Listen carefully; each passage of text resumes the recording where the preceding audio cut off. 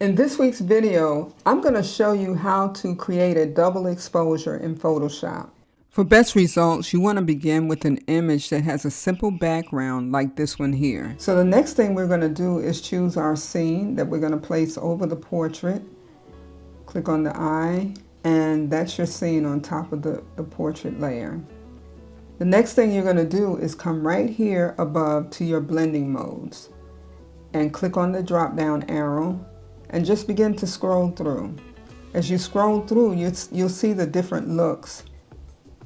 And you're just going to choose which one best suits your project. I like overlay, so I'm going to choose overlay. So guess what? That's done. You're finished.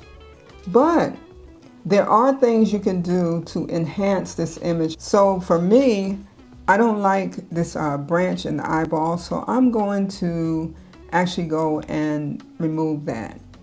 And the way that I'll do that is click on your Add Layer Mask button here, and then it will create your white mask there. Then come over here to your foreground and background and make sure that the foreground is in black. If it's not in black, just press X on your keyboard. And I'm going to just show you what happens. I press X and then the foreground color becomes white. But we want it black, so we're going to press it back. The next thing you want to do is choose your brush tool. Click on it right there. Next, you'll go up to your option bar. This way you can make your brush larger. In this case, I want it larger and softer. To make your change more subtle, you're just going to come up to opacity and just move the slider to the left to lower the opacity. And I'm going to go down to 30. I think that's a good place.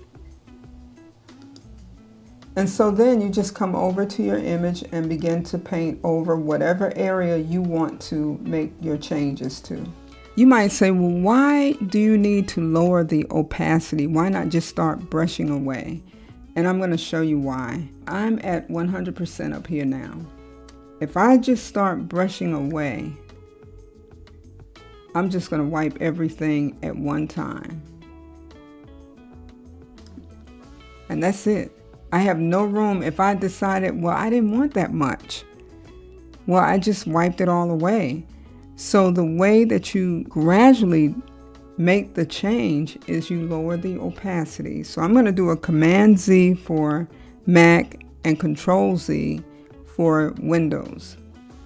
And I'm going to lower the opacity this time. And I'm going to take it down to 30%. And I'll just begin to paint in. And you can already see it's a gradual change, because I may not want it to be 100%, but I still want a lot of it gone. Just one small note here, in order to ensure that you have the same intensity on each eye, if that's what you choose to do, each time you make a change on the eye with the branch, you go over to the other eye and paint there as well. And so that's it. You just learned a new tool that you can add to your arsenal. So I would like you to actually try this and let me know in the comment section below how it works out for you. If it doesn't work, I still want you to let me know so we can dialogue and try to figure out what went wrong. And I will see you in the next video.